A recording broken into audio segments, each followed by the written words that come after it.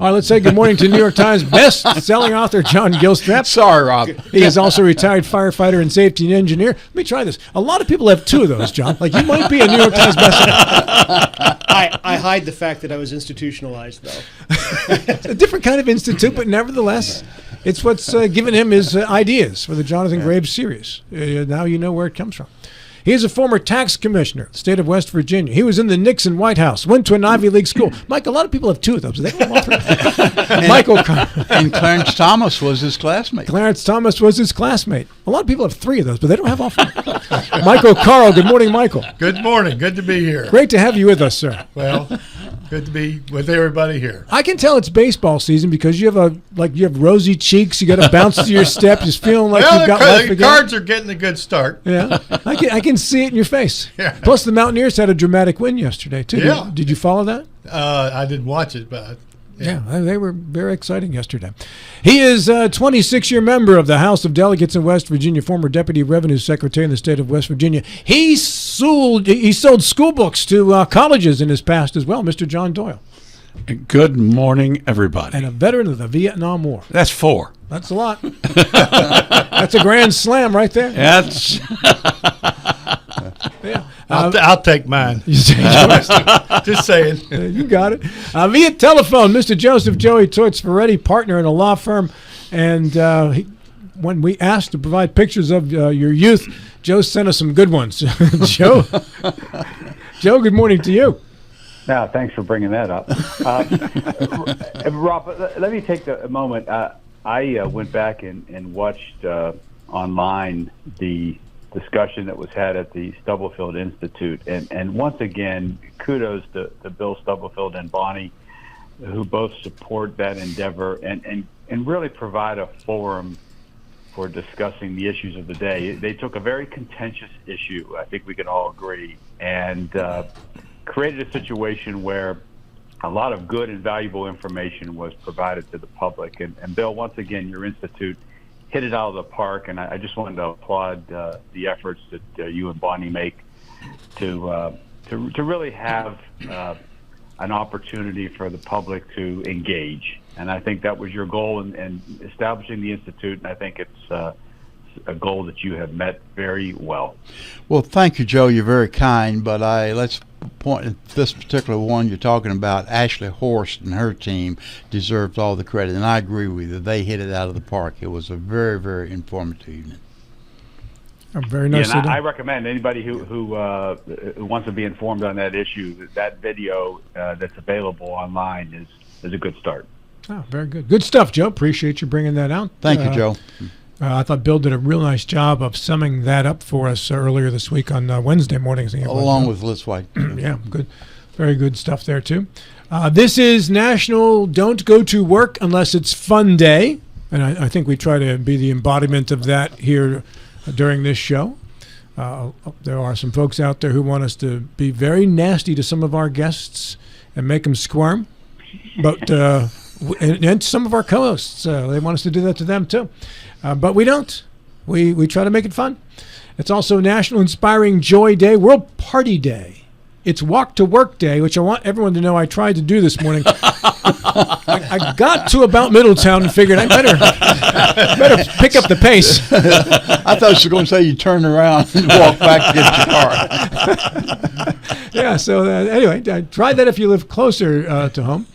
Not necessarily if you're far away from home. It's also National Find a Rainbow Day. It is National Independent Artist Day, too. I mean, feel free to observe any of those things. My favorite would be National Chocolate Mousse Day. That's a very tasty dessert. If you ever had chocolate mousse, you're a fan of that, whatever. And we also know it is Cherry Blossom Festival time in Washington, D.C. So if you're down around the Tidal Basin, enjoy yourself. It's Good Friday and lots of other stuff going on, too, as it's a big Easter weekend coming up. And on that note, we start our issue number 1 via telephone with our leadoff hitter on the day of the Pirates home opener, Joseph Joey Torts-Ferretti. Rob, I was debating this week on what topics to go with, and as I indicated to the group when we were texting each other on Wednesday, I was going to watch the president's speech to the nation and try to decide if that's the route to take. I did watch the speech. I actually went back to be fair to the president and then read a transcript of the speech after watching it on television. And I have to tell you, it compelled me to cover this issue with the war effort and the direction of this country as my topic this morning. I believe that when a president speaks to the nation, especially in times of war, there are two goals. He or she is to inform and inspire. And I think, unfortunately, the president failed on both accounts. First of all, I thought his speech was wildly inaccurate and really kind of obtuse in the way it was presented. There's a lot of concern in this country about $4 gas and where that's headed and the other cost of the war. And we have the president on television saying we have plenty of gas, we don't need their oil. I think a lot of people who are paying at the pump this morning would disagree with that notion. He said regime change was not a goal, when I can go back and find explicit references made by the president right after the bombing was initiated that he wanted the people to rise up and change regimes in Iran. So it just seemed to be really almost an intentional falsification of some of the goals and some of the impacts of the war. It was also, the speech was also missing critical elements about things that he had said in the past. Remember, we had a deadline in place. First it was 5 days, then it was 10 days till we were going to commence really serious bombing if the Strait of Hormuz was not opened. That was not mentioned. He talked about the NATO allies not being behind the war effort and mentioned allies in the Middle East, but no explanation as to what those allies are doing. Are they committing troops? Are they providing arms, money? No mention at all about any kind of support that this country is receiving from the Middle East allies while he's trying to draw a comparison to NATO. And then finally, not one mention of Israel. Can you imagine? We're fighting this war with Israel. I have long been concerned that our interest in this war may diverge at some point, and perhaps they already are, and not one mention of them. If we withdraw from this war tomorrow, I can assure you Israel will not stop fighting. And since the Middle East considers us synonymous with Israel, that's a problem that we're going to have to face down the road. But not one mention of them in his speech.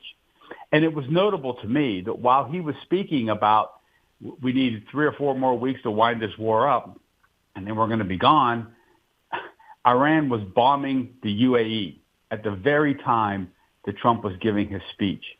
I found that very notable.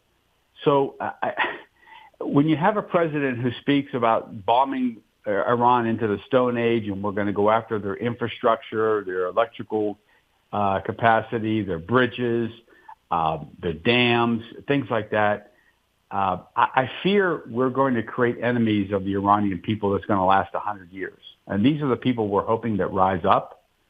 I don't understand the direction of this war. I don't understand what the goals are. I frankly don't understand why we're fighting. And I don't think the president's speech did much to allay my fears, at least in that regard. So I guess my question this morning, a day after we have fired the Army Chief of Staff, my question is, how comfortable are you with our status in this fight today? What goals do you think are actually achievable? How do we get out of this mess? Because I see this right now as a hell of a mess. And I don't know that we're going to have any outcome here that's going to satisfy the American people in the short term or certainly in the long term. But where do you see this going? Are goals achievable, or are we going to perhaps learn a lesson as to why previous presidential administrations chose not to have this fight? Because President Trump is always citing to that as he's the one who decided to put his foot down. Perhaps we're going to learn a tough lesson here as to why other presidents decided not to do this. So bottom line is, how comfortable are you with this war right now and going forward? All right, so let's start with Mike Carl. He was in the Nixon White House during the Vietnam War. Let's see what he has to say here. Michael? Well, the points that were just made really reflect the distinction of my support for Trump, and it is I support his substantive agenda, and I have a lot of problems with his style and a lot of times the points he makes in speeches and his PR side. But what he's doing, the agenda, I totally support, and I greatly respect, in fact, his nerve, to take this initiative, and I am comfortable because of that the agenda is the right one, and the style is a little touchy, that the agenda will be achieved. So weed out what he says, watch what he does. Exactly. Mr. Doyle was in the Vietnam War. John? Yeah, I was, and that was the quintessential forever war, as President Trump mentioned in his speech. It is interesting. I'm pretty much with Joe on this. When I listen to Donald Trump make a speech, it reminds me, just about every time, it reminds me of a Joni Mitchell song. It's all stream of consciousness. There's really no theme to it. And that was true on Wednesday night. He really didn't tell us anything that we didn't already know. He didn't give us any new information about what direction he might go. There are still about 3 basic directions we could go, and he didn't tip his hand as to which of those might be the case. So and again, I've never understood the goals of the war. At various times, he's listed a number of different things as the goal of the war or goals, and I'm baffled. Mr. Gilstrap. I don't listen to Trump give speeches because it's like fingernails on a blackboard. I can't stand to hear the man speak. But I do like his policy. So my experience with the speech is strictly from the transcripts. There is so much wailing from the people who want Trump to fail, and by wanting Trump to fail, they want America to fail. They really want this chorus about the high price of oil. Yeah, I mean, high price of oil is a problem, but when oil was at $123 a barrel under the Obama administration, which is the equivalent of $175 a barrel in today's dollars, people were just going to the movies, going to Hunger Games, and rooting for Obama to win. Right? This was not the Sturmendrang that we hear over what Trump is doing, and this is the overriding hypocrisy. We're going to talk about this in the next segment as well. You want to have military details, Joe. What are they going to do? How are they going to do it? Who's doing what? You're not going to get that. It's a war. That's why we had a discussion yesterday between John and I. Why didn't Trump go to Congress before he dropped the bombs on the mullahs? Or before Israel, before we cooperated with it. Because we can't keep secrets anymore. There's such an effort to undermine everything he does. The only way to get anything done in secret is to keep it a secret. What is the goal of the war? I think the goal of the war is to crush Iran after 47 years of war. And we can rewrap that and put as many bows on it as we want to have. But the bottom line is we want to cripple Iran militarily for the foreseeable future. If they start to build back, we need to go and cripple them again. Their entire purpose on earth is to do away with Israel and the United States. Every dollar that they collect goes toward their military programs. I don't know if you've seen some of the secondary explosions that have come out of the bombs that have dropped, particularly in Isfahan. There's a lot of weaponry there that needs to be destroyed. When does the war end? I don't know. He stopped calling me and asking me and telling me what these plans are. But I think the war will end when he decides. He had to take Tiger Woods' call. You have to understand. He did. Well, that's true. That's true. I had to take Tiger Woods' call. A detail I just learned this morning. So, I'm never comfortable with war. War is about killing people and breaking things. And you hope that you kill the bad guys and break the bad guys' things, but you're always putting good guys at risk to do it. And I'm never comfortable with that. I would prefer more statesmanship from the President of the United States. I would prefer a little less self-aggrandizement. But underneath all of that style, which is grating, are a lot of policies that I support. And if this ends with Iran finally punished for the thousands of people that they have killed through terrorism, I'm good with it. Johnny, you make several good points, but I do want to take you to task on one, and that is when Obama was president, gas prices went above $4 a gallon, people didn't notice. I disagree with that tremendously, and I'll tell you why.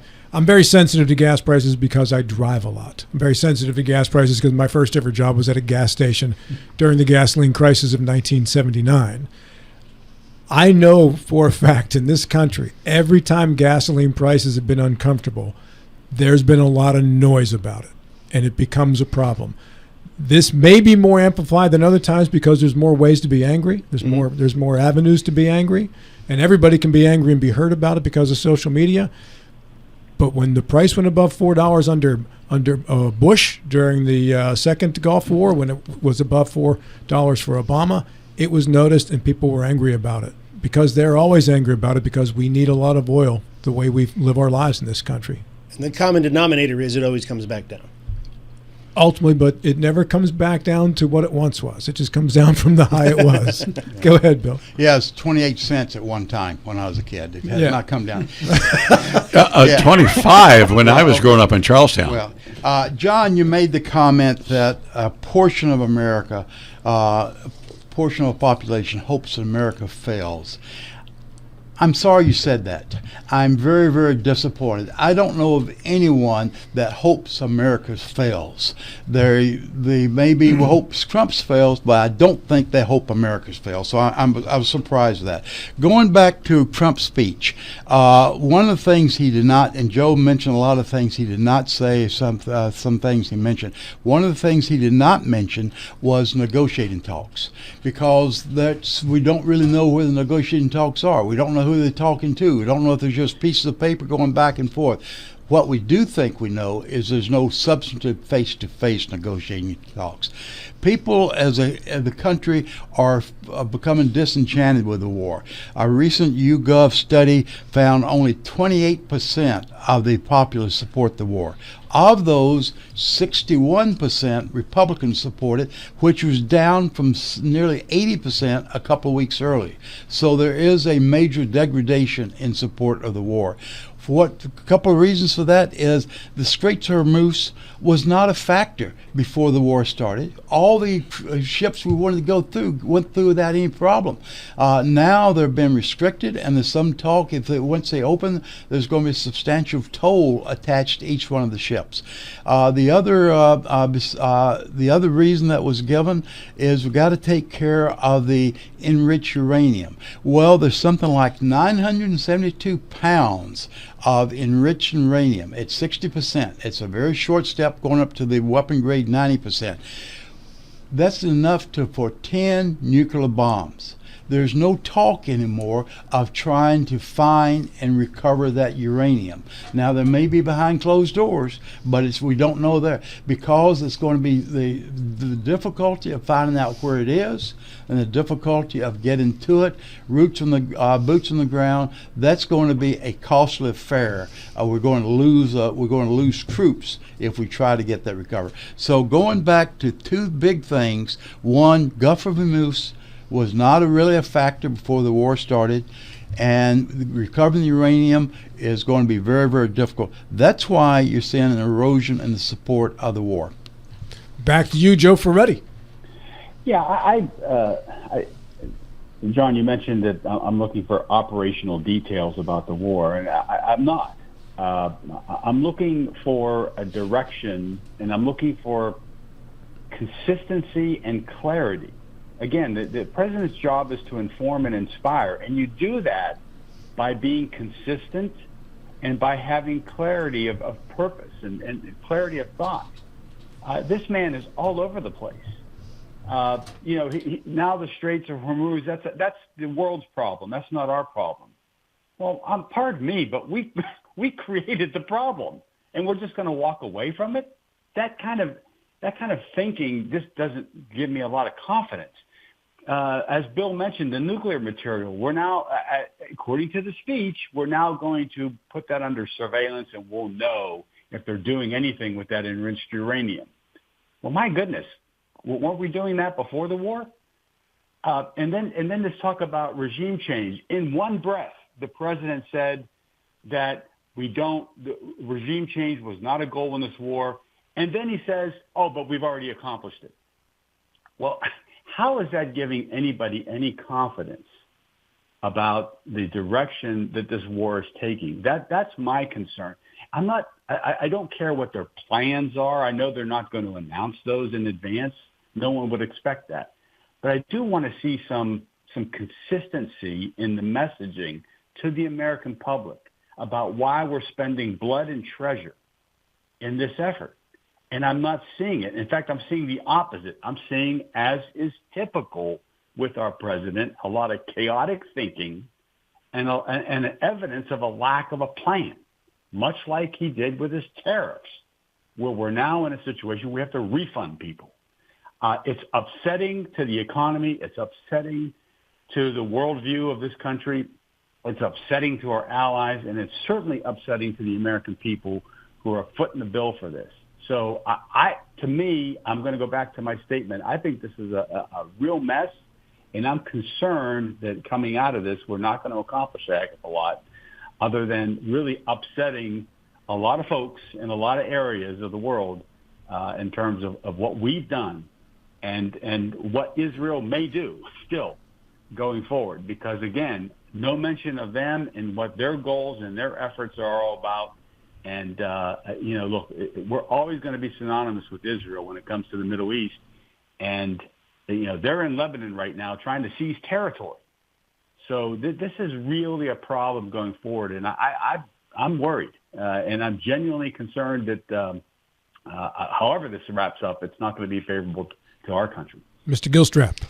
Well, I'm worried too, because war is by definition chaotic and unknowable, what comes out of it. But to suggest that we started this, there are a lot of mangled young men and women who were blown up by Soleimani's roadside bombs. There are a lot of dead Marines in barracks in Beirut. There are a lot of dead people all over the world who would argue that we did not start this. We're finishing it. This has been a slow motion war forever. When you're in a room with somebody who has a gun to your head saying, I'm going to shoot you, I'm going to shoot you, I'm going to shoot you, I'm going to shoot you, at some point, you have to shoot him back and get rid of the threat. And this is what Iran has been in the Middle East for decades. And to suggest that we started this, we took a war of choice over a war of necessity. If Iran got to the point, they already had the delivery systems. I think that's the tipping point.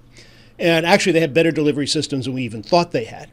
And if they develop that nuclear warhead, which they definitely cannot do now, and if it appears that they can do it again, we hit them again. If they have that ability to launch on their neighbors, they're already launching on innocent neighbors now. It's unthinkable what they do with nukes. Joe, I'll give you the final 20 seconds. Wrap it up. Well, when I said we started this, we started the issue with the Strait of Hormuz, and then to suggest that we can just walk away and let the world solve that problem, I think is not the right approach. Thank you, Joe. Thank you to the crew as well. Mr. Stubblefield, you are on the clock along with Mr. Gilstrap as we head into the top of the hour break.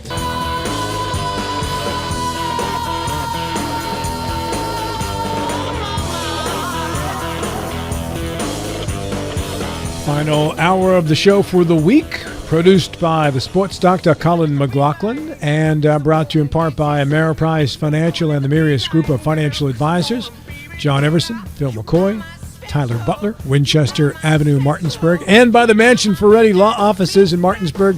Mr. Ferretti, this is your cue to take it from here.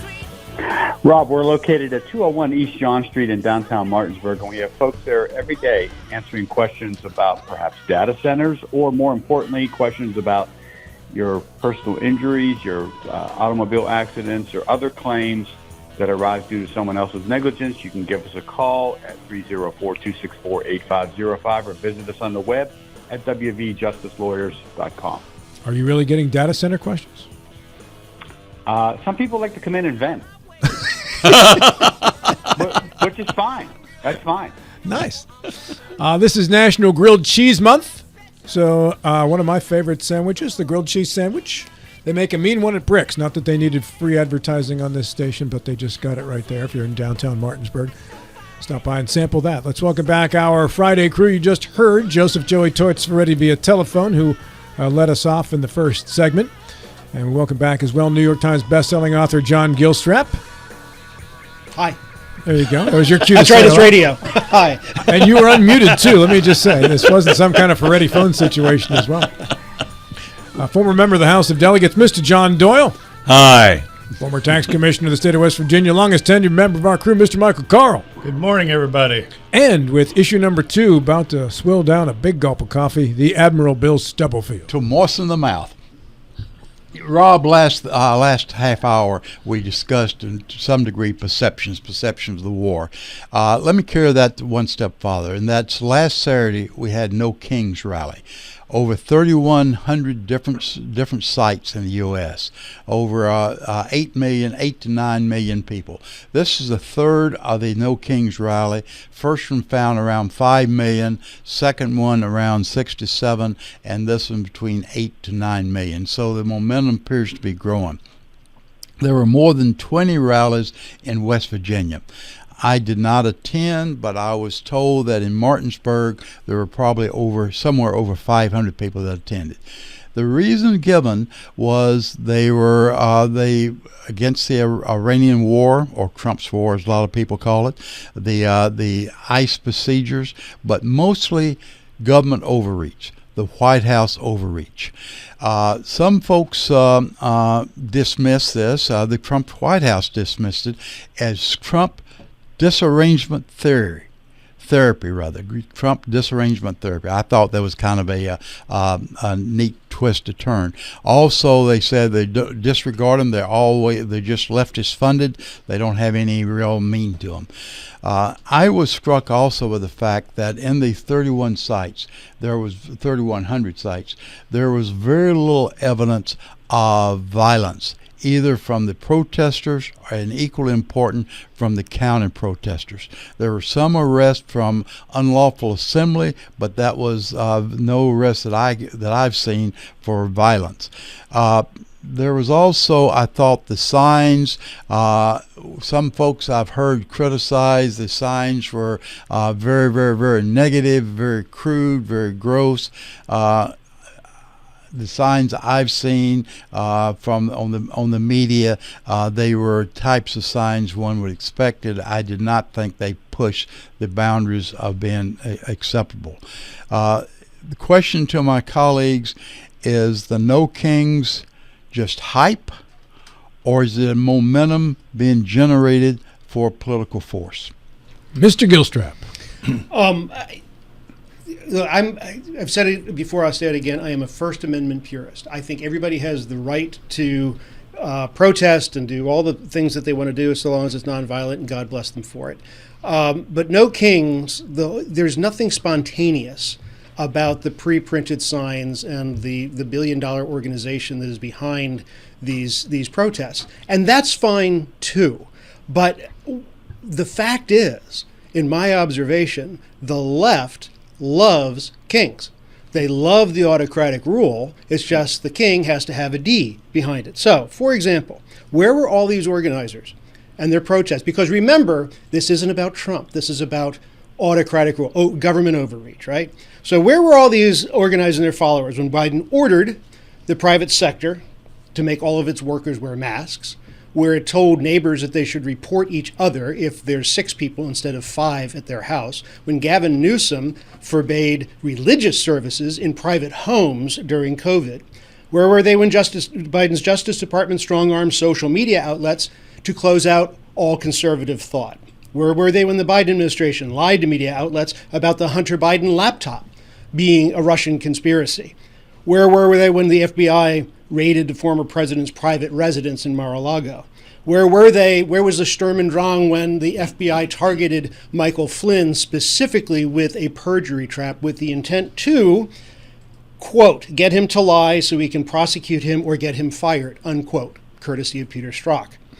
Where were they when the Biden's FBI targeted traditional Catholics who opposed DEI or DEI in general? Where were the protests from the left when we had to use phrases like persons with ovaries to describe what we used to know as females. Where were they when the left fomented riots in the aftermath of the George Floyd incident? Biden ignored federal law and opened the borders and allowed millions of people to flood across. Where were the protests from the left? Biden ignored the Supreme Court decision that COVID-era moratoria on rent were unconstitutional, yet he did it anyway. He ignored the Supremes when they ruled that he lacked the constitutional power to forgive student debt, and he did it anyway. Remember, Obama touted the fact that he has a phone and a pen. He doesn't need Congress. He can do whatever he wants to do through executive order. My point here is not the absolute value of these programs. The fact is, I find all of those reprehensible. I have less problems with Trump's, but the protesters are hanging themselves in the star-spangled signs of "Look at us, we're being patriotic Americans trying to have a no kings moment," when in fact they love kings. John, I want to thank you for doing this, because this is also National Laugh at Work Week, and you made Bill laugh while you were going through your list of things on that one. It was an expression of pain, Rob, not laughter. You did provide some laughter, and that's all part of the celebration for this week, at least on Bill's part. Mr. Doyle, your turn, sir. Well, some of the criticisms of Biden and Obama that John Gilstrap just made were accurate. And there were many Democrats who raised Cain. I think most of them were accurate. What did you say? Many. Yeah. But the No Kings protests weren't born of that. They were born of Trump. No, the Tea Party was born of protest against Obama. Actually against the deal that President Bush made probably right before Obama was elected. But right in there, I think that the Tea Party was born, and I see what's going on with No Kings now as simply a left-of-center version of the Tea Party. So at any rate, many of those criticisms I think were accurate. Rob, I didn't count them, so I don't know if it's most. So, but I would say some of them are not. I think the raid on Mar-a-Lago was totally justified from a law enforcement point of view, because he took documents to Mar-a-Lago that he had no legal business taking, and it was a righteous search. There are a number of others too. The bottom line is and also, you're talking about the manufactured signs. That is true, but almost all the signs at these rallies are handmade kinds of signs, which was true of most of the Tea Party rallies. There were standard signs made at Tea Party. Can I finish? There were standard signs made for Tea Party rallies, but most of the signs there were handmade, reflecting the individual opinions of the people that went, and that is the case with these rallies. You're making my point, John. The fact is that there's nothing righteous about these No Kings rallies. They're anti-Trump rallies. They're anti-Trump policy rallies. It has nothing to do with autocratic rule. Oh, yes, it does. Yes, it does. We're going to have a counterpoint if we're going to. I'm going to jump in as well. No, go ahead. Okay. Yeah. Mm-hmm. Mike Carl. Well, I want to first, Bill, when he introduced the subject, gave two choices, and the first one was, is it just meaningless or, superficial? And that's a choice that I pick about these rallies. But I can't think of a single thing to add to what Mr. Gilstrap has rebutted the substance of it, and in terms of Trump and the policy again versus his rhetoric and the rhetoric of the other side's even worse and meaningless and just a trick. Like Bill suggested, or gave me a choice of picking, and that's the one I'm picking. Mr. Ferretti, there you are. Well, I think the takeaway from No Kings is that much like the Tea Party rallies, it's an indication of voter sympathies and voter, I should say, enthusiasm. And much like what happened after the Tea Party rally, I think there's going to be a wipeout in the midterms. That's the takeaway. But let me cite a couple polls, John, that perhaps temper your thoughts a little bit about this being a universal thought in terms of having no kings. The AP commissioned a poll here about a year ago. 57% of Republicans believe that the president should proceed with policies without waiting for Congress or the courts. 12% Democrats back that statement. A Fox News poll done in 2023 during the Biden administration and repeated in 2024. 36% of Republicans believe that the president should break some laws and rules to set things right. 34% of Republicans believe he can do that a little bit. 36% believe he should do it a lot. A Monmouth poll from just 6 months ago. If Trump suspends the Constitution, would you be bothered by that a little bit, a lot, or not at all? Republicans, 68% would be bothered by that only a little bit or not at all.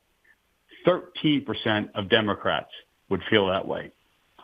There is apparently, at least by polling, including Fox News polls, some divide between Republicans and Democrats in terms of how they view autocratic rule. And I would submit, at least in part, agreeing to your overall premise, but at least in part, I see a divide between the two parties in terms of their tolerant attitudes towards autocratic rule. And I think that's in part behind the No Kings rallies. Back to you, Bill. Yeah, I deliberately stayed away from specific examples.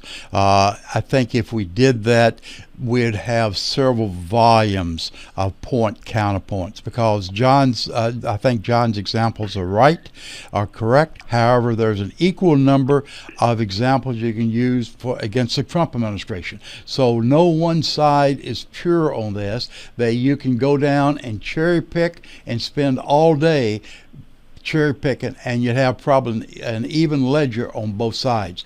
My point more than anything else was the trend. And the trend is over about a year's time, less than a year's time, they've just about doubled in number. You want to casually throw away those 9 to 10 million as not having a force or an influence. I think you're doing that at your own peril. I think there is a movement, and there's a lot of folks that are not protesters by nature, so they'll not be there, but they may feel just as strongly.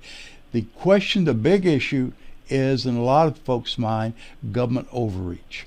And there have been examples used in the past of government overreach, but I think that is a theme you're hearing more and more and more on a host of fronts.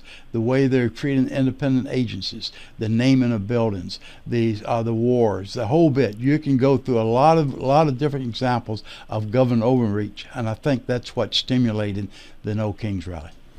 Mr. Gilstrap with issue number 3. I think we just did it. All right, we're back in 10 minutes. We've got this 10-minute commercial break coming. No, okay. I won't look at my notes here.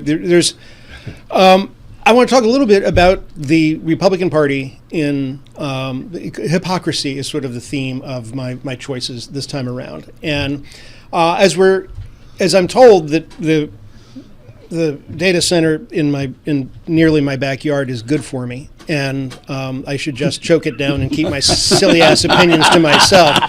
Now, Hornby came in this week and did say that. I'm just kidding, Mike. That's a joke. That's a joke.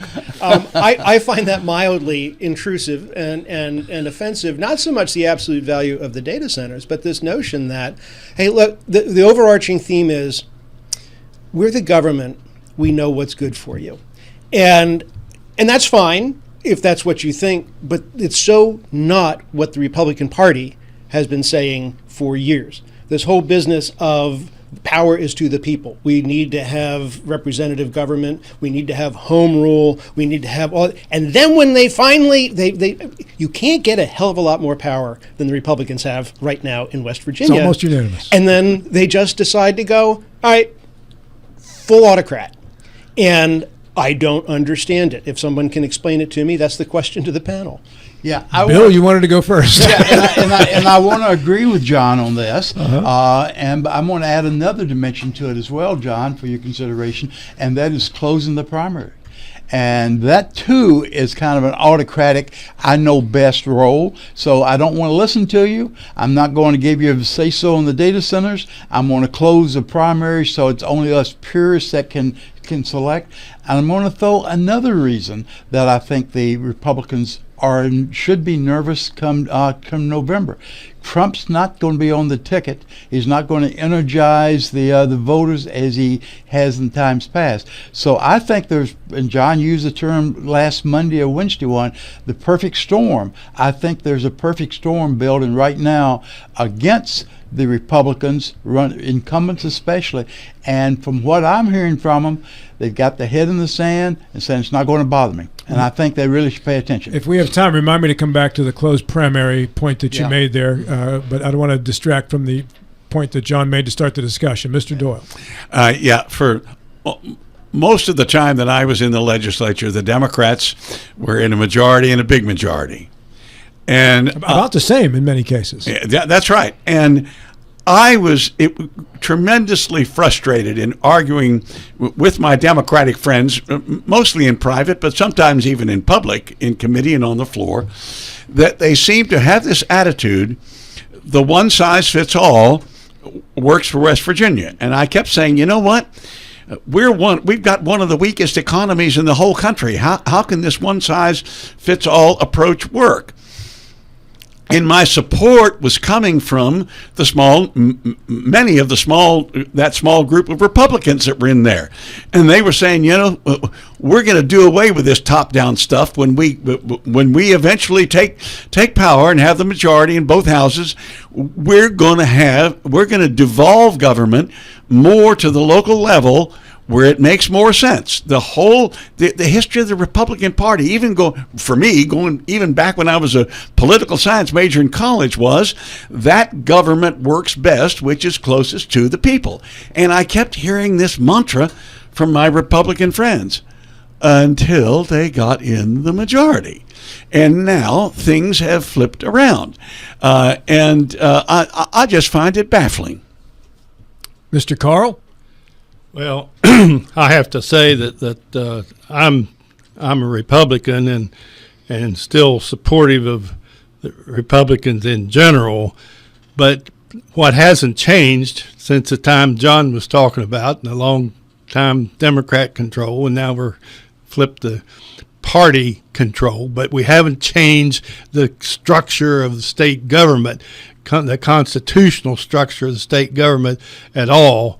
And that probably ultimately is something that needs to be done, but you need to do it in a way that the state is better off as a state and its economy improves, not that you have local control that is happens to be against this or for that. You need management.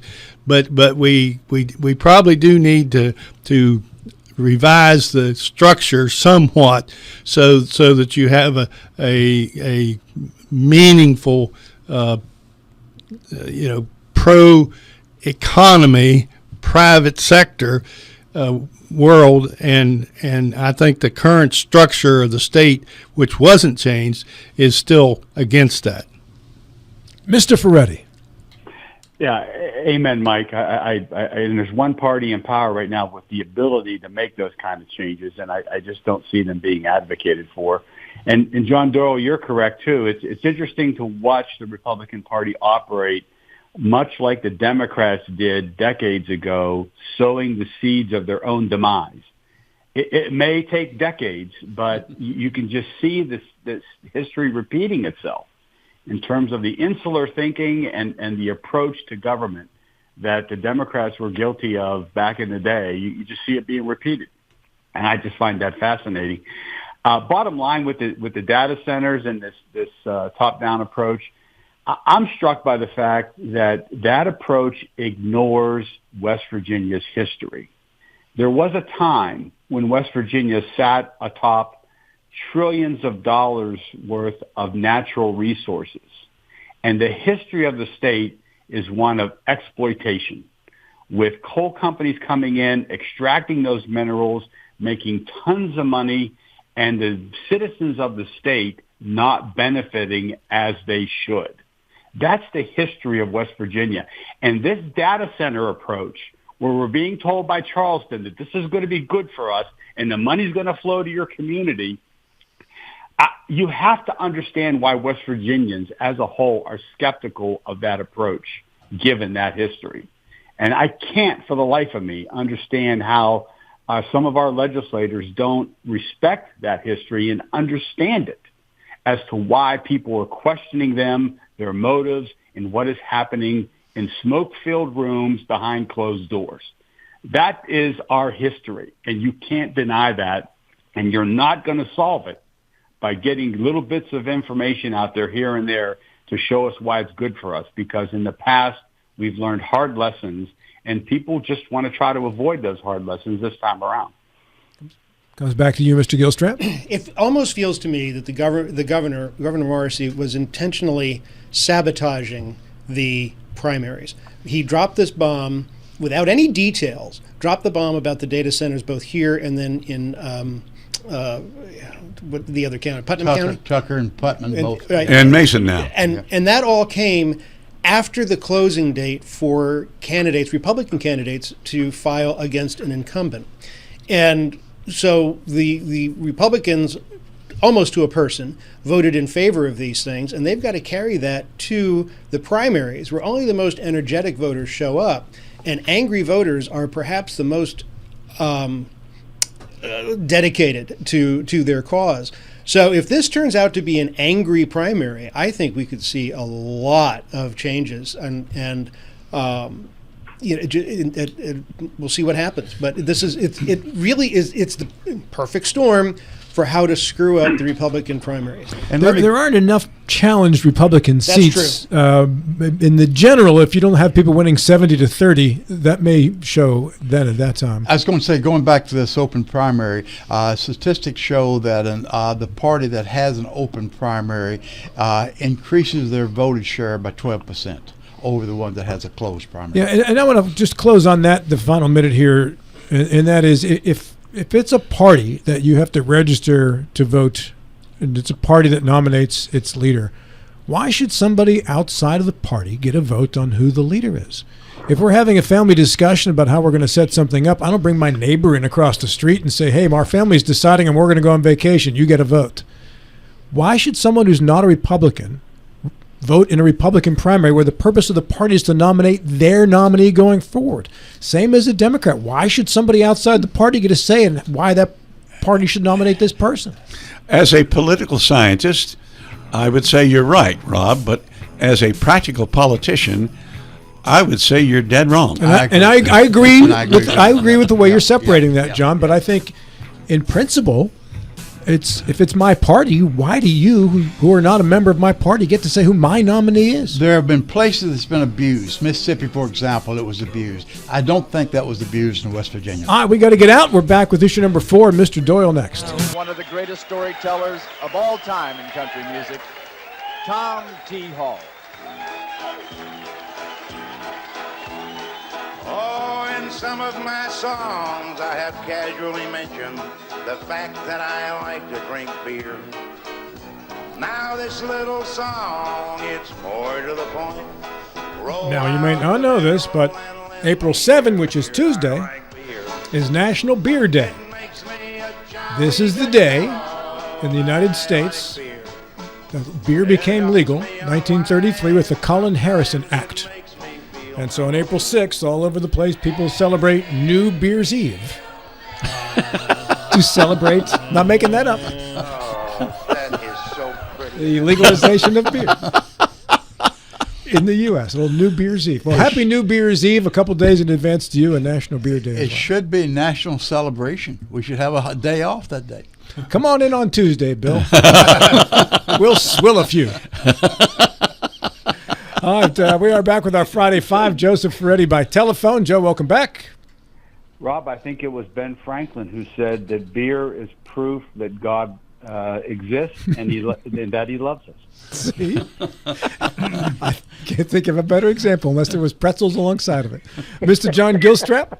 And then came Miller Lite, which was the work of the devil. Same taste, less filling. Yeah. Mr. Michael Carl? How about them beers? How about them beers? I like that. That's a good thing. Mr. Bill I Stubblefield? cannot match that. Very good, Mike. And with issue number 4, Mr. John Doyle. And the beer in my fridge is Natty Light. I changed my topic. My number one topic to the group was referenced the 23,000, the news story that came out a couple of days ago that the FBI had 23,000 cases before the Justice Department that the Justice Department simply decided to prosecute because they preferred to go after immigration. And I thought, my word, this is another mistake that Pam Bondi has made. And then came the news yesterday that Pam Bondi had been fired. So with the permission of the group, the actual permission of one member of the group and the tacit permission of the rest of them, because they said nothing, I broadened my topic to the question of, was Pam Bondi an effective Attorney General? And my answer to that is no, for 2 reasons. First of all, in my view, she went about being Attorney General in exactly the wrong way. After Watergate, and an Attorney General named John Mitchell, who was who was President Nixon's Attorney General, and who basically acted as the consigliere of the president, the country decided that there needed to be much more independence between the president and the Attorney General, and some of that was put into law. But I think we've relied a lot on custom. Actually,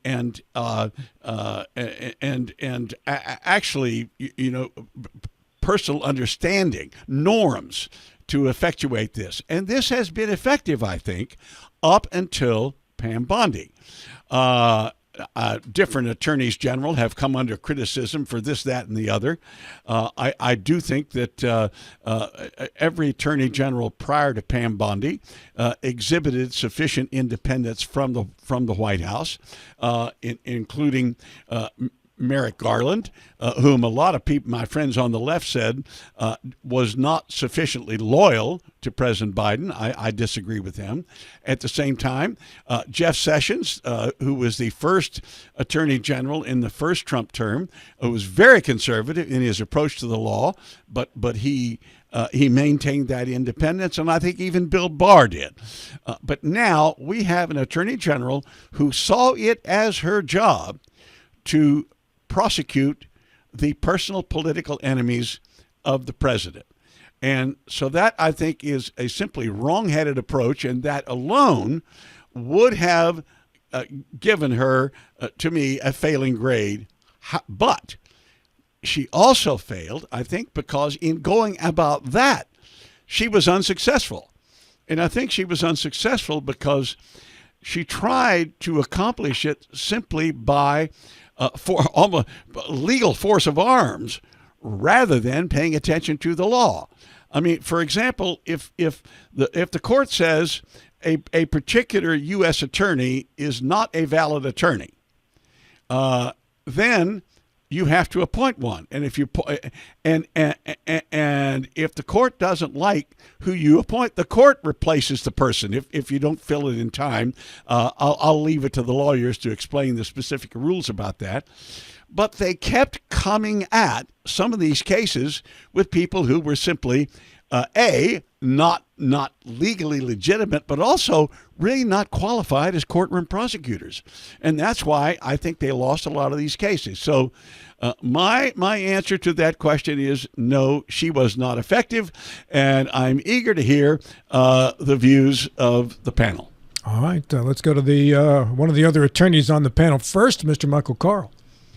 Well, I think she was reasonably effective, and the whole issue of the purported independence, degree of independence of the the Attorney General from the President has always been subjective, and the Attorney General is not elected constitutionally by the people like the President is, and Trump apparently was not fully satisfied with her service, and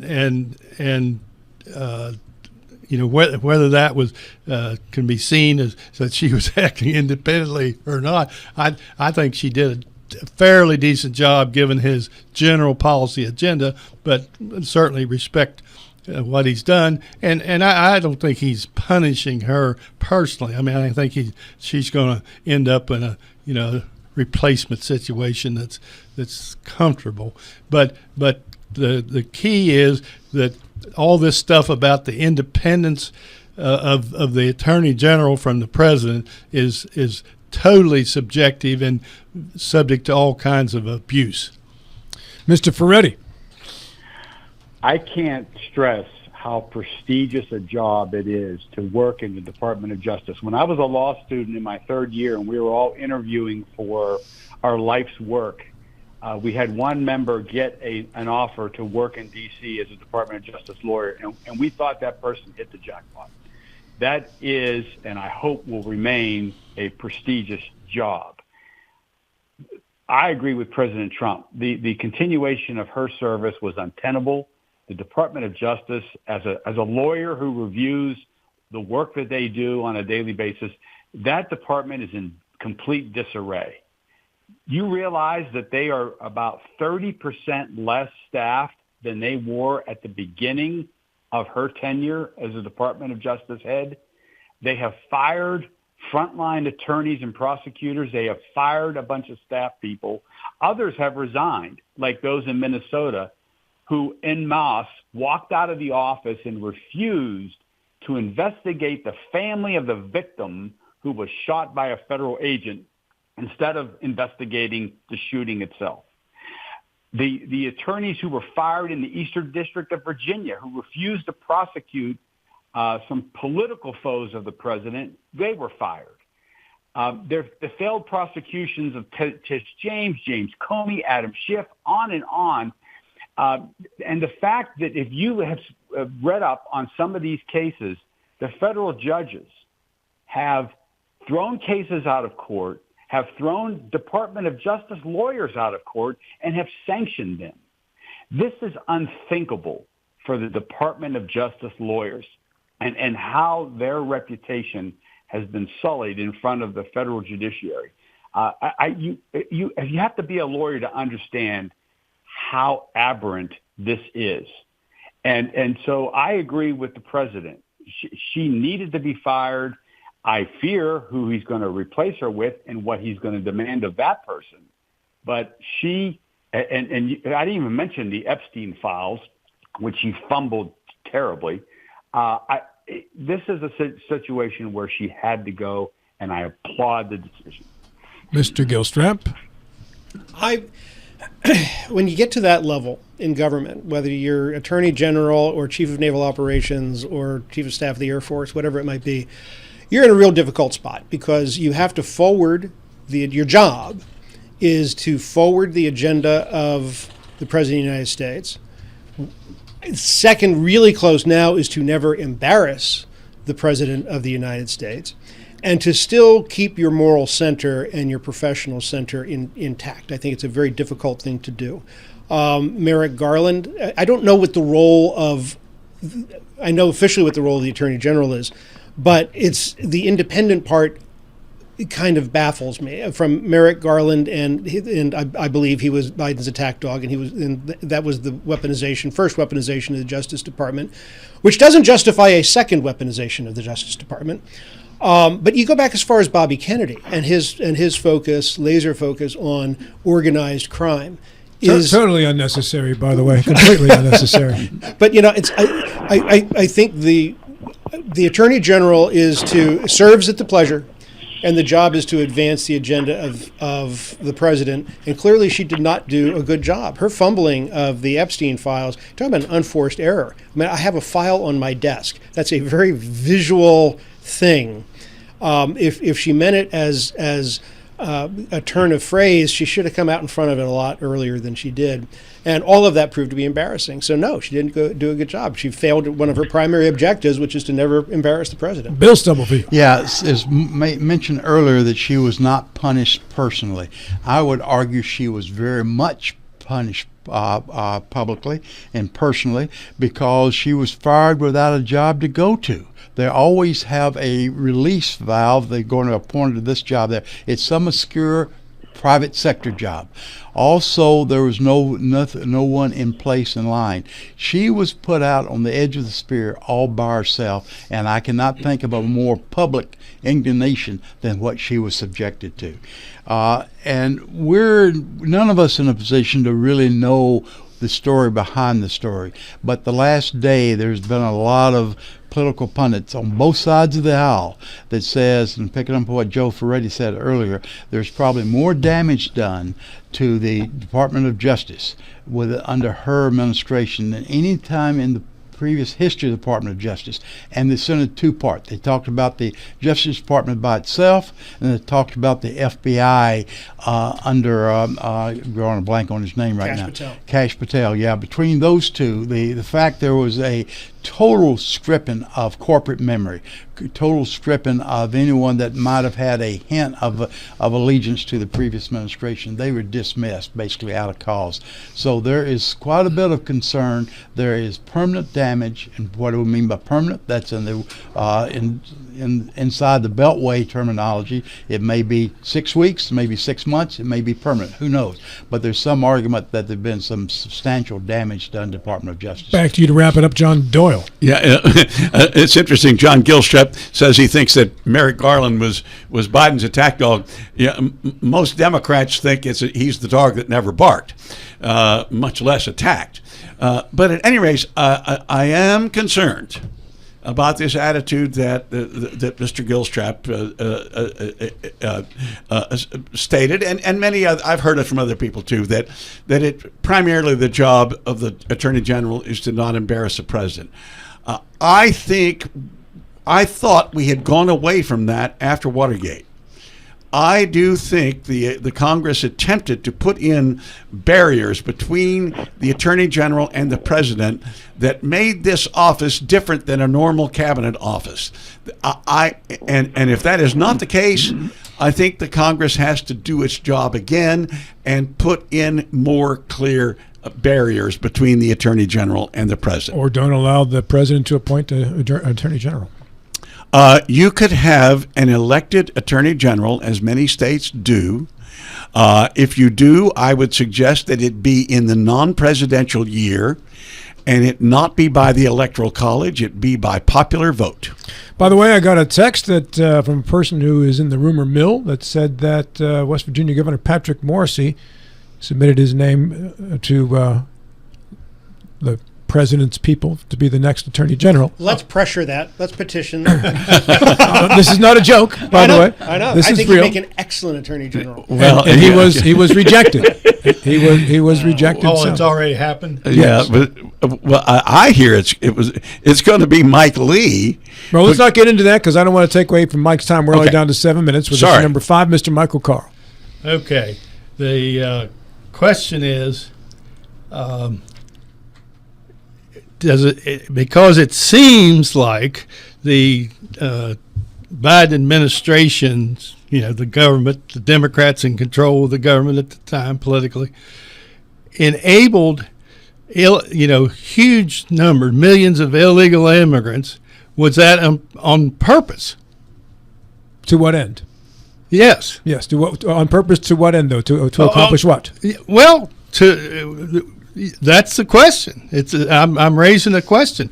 Was it intentional, and if so, why? Why? Mr. Doyle, you get to answer for the entire Democratic Party in the country. It's too broad a tent for me to do that. But I do think it was to some degree intentional, not so much active intentional, but passive intentional. Just a belief that the words on the Statue of Liberty mean what they say. If someone wants to come here to make a better life, we should let them do it. It was a serious mistake. It reflected a total misunderstanding that any country needs a sensible immigration policy. And under President Reagan and the leadership of a Democratic congressman from Kentucky named Romano Mazzoli, back in 1986, we actually fixed our immigration system, and it lasted for a good while. It has fallen down. The biggest problem has been, I think, that nobody on either side, Democrat or Republican, has, at least until now, not nobody, a few people have, but we've not been able to get enough of a consensus among Democrats and Republicans that we really need to fix the immigration system, to fix the legal immigration system, so that we can have a much tighter control on illegal immigration, and we're not there yet. Mr. Gilstrap. I think it was intentional. I think the calculus is that you allow people from socialist nations in, they bring their socialist mindset, and the Democrats are certainly leaning more toward socialism than conservatism. You change the fundamental nature of the voting populace. They don't get to vote, but they do get counted in the census, right? So when they gather in Democrat-controlled areas, Democrats get more power, and I think the power gets baked in. If the flow of immigrants was wildly conservative, right, I think that we'd have seen the border shut down instantly. Mr. Stubblefield. Yeah. John's given me a lot of opportunity to rebut. Earlier today, you said the left were autocratic, lean toward autocratic. Now you're saying the left lean toward socialism. Yeah. Can they be both? I don't think they can be. Okay, but going back to Mike's question, I think in the absence, I think it was intentional, Mike, in the absence of a effective, functional immigration policy, which we do not have, which I thought the senator from Oklahoma was leading that direction before Trump shot it down. Langford, yeah. Before Langford's policy, I thought was a functional immigration system. In the absence of that, there was a push from the more progressive side of the Democratic Party to err in the side of being lenient. So I think it was a pressure from the far left, along with the lack of a functional policy, that Biden opened the doors. Mr. Ferretti. Yeah, I look, Biden paid for it dearly politically. That's why he was not a viable candidate to run for re-election. Yeah, that's why. But look, here's the deal. I'm reminded of a joke that I heard when I woke up Saturday morning and found out we were bombing Iran. Somebody said, "Thank God Congress wasn't around to see this." And that's a good one. I can say the same thing about immigration. This is a decades-old problem. I think we can all agree that we need immigration. We need it. I think every employer in this country would be behind that thought. But we don't have a system in place to do it orderly. The Biden administration, to their everlasting regret, failed to do anything from an administrative level to deal with the problem. Congress continues to do nothing about it, and it's something that needs fixed. So, I don't know to what end, Rob, your question about letting people come in willy-nilly, I don't know what grand purpose that serves. It's hard for me to put my finger on, but we do know it was a problem that was not fixed, and it remains that way, and it's to the detriment of the country. Back to you to wrap it up, Mr. Carl. I feel very gratified that essentially all the responses supported my conclusion, which is that the Democrats intentionally enabled mass immigration, and their handling of the country is suffering from that. Well, but along with that, you have to accept the fact that Trump did not want immigration fixed before the election because it was a big talking point and it was a big issue that he could win on. And this is not me making that up. That was from their own words. Neither party wants it fixed. Both parties, up until now, have wanted it as a political issue. That's not right, John. That's not right at all. Right. I think John is correct. Both of the parties have feasted off of immigration issues. But the immigration issues, yes. allowing it or regulating it. Those are issues. Allowing it on both ends so they can make an issue on it. But the it was a winning issue for Trump. The Langford proposal was bipartisan. Which is the reason why it got killed by Trump.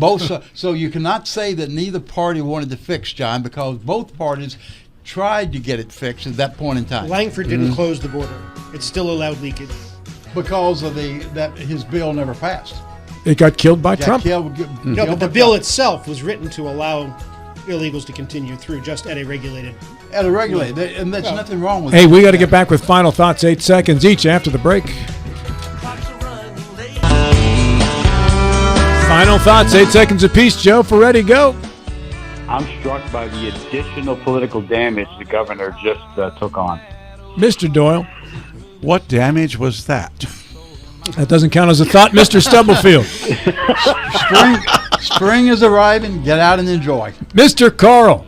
Cards are off to a good start. Keep going. Mr. Gilstrap, you wanted extra time. You said this was good. Let's hear it. The Easter Bunny's coming this Sunday. Check out those Raisinets before you eat them. I think Larry Schultz must have written that for you. Larry, if you're listening, you're still being thought of, apparently. Dave Ramsey program is next. This is Talk Radio, WNR Martinsburg and TV 10. Happy Easter. Have a great weekend, and we'll talk to you again in 70 short hours. It's 5 o'clock.